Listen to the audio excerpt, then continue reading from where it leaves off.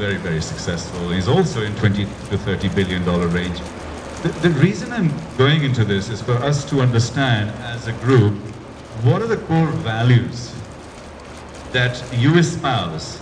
And then when you're advising people and when you're mentoring people, what's really the most important thing?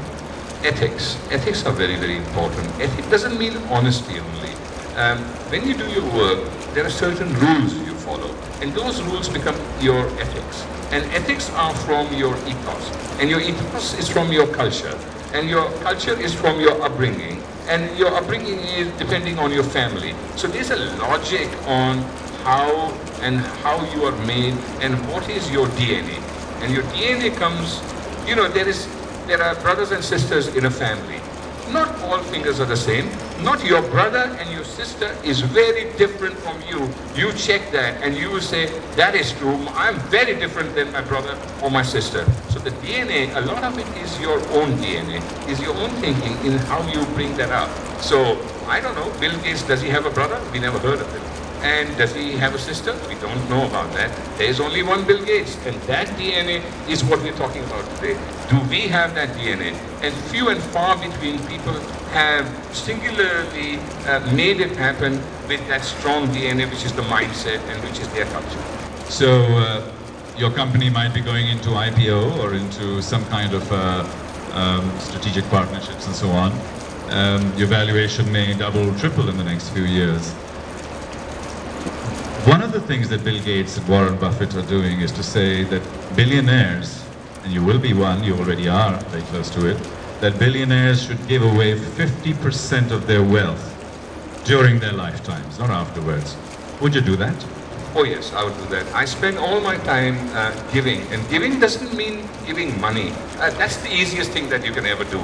Somebody is shouting at you, talking to you, begging you, creating a scam on you, you will give the money. Sometimes you will give because you will get. And that get doesn't mean a profit.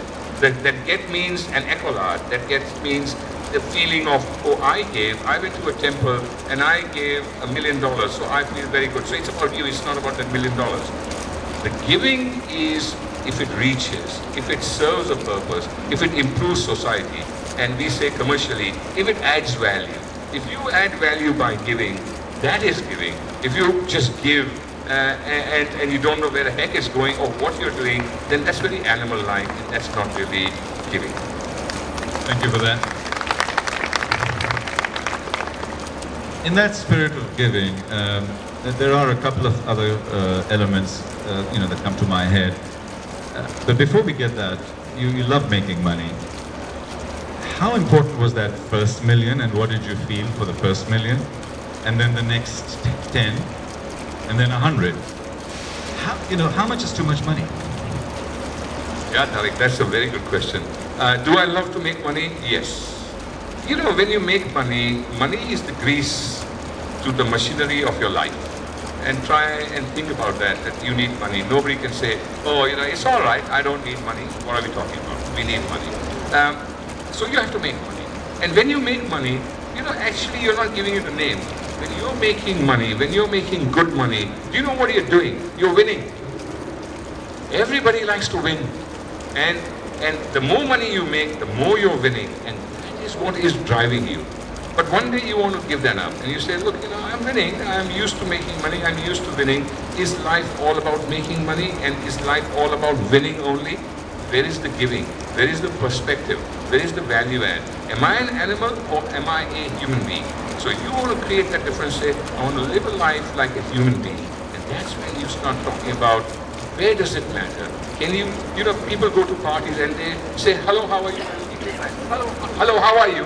And they're not even making eye contact.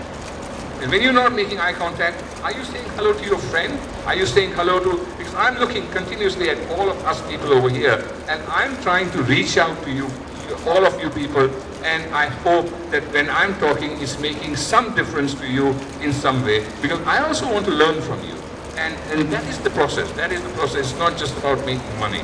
When I made my first $1 million, that counted.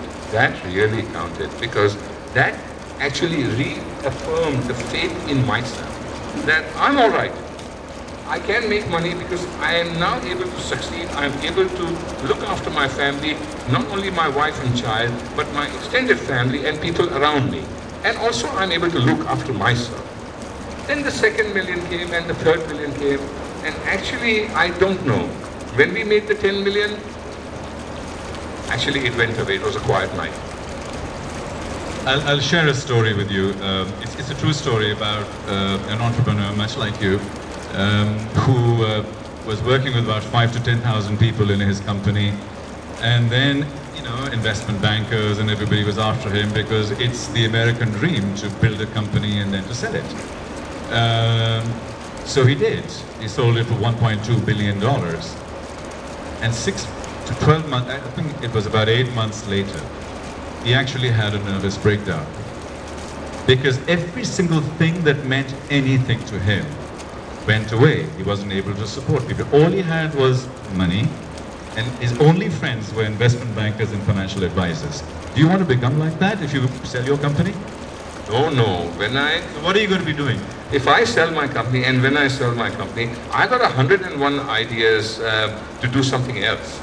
In fact, in my company, I have 3 weeks ago, I have said to people, I have declared that in 5 years from now, I'm going to resign. At 58 years, I'm going to resign from my company, Petrochem, move into the role of the chairman, and move on to other things. Because life is about other things.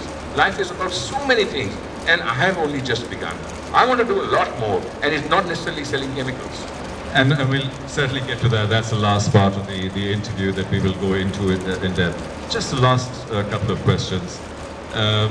You went to Harvard Business School at the age of 40, and I've seen all of your beautiful certificates in there. We are co-business alum there, and I think there are a lot of people from HBS here, so thank you to them for coming and celebrating Yogi's life. They're all back there. What I'd like you to share with a lot of people here who are in their 30s, because I went when I was in my mid-30s also, is that a good way to go forward? Because billionaires generally fall out of business school and they don't finish high school, and that's how you become a billionaire. You're doing the exact opposite and saying go back to school. What is your advice to a lot of the people who are here? Sorry about that. We're very quick now. You know, we know what to do. We're very innovative. Yes, I went to Harvard Business School when I was 40 because actually I had a midlife crisis at that time. The midlife crisis was not about a marriage or a relationship, or it was more about myself. I was thinking I had everything in life at that point in material terms, but I never felt educated. Whenever I met somebody who was really educated, I had an inferiority complex because I thought, oh, that's intelligence, that is brain, that is education, and I didn't.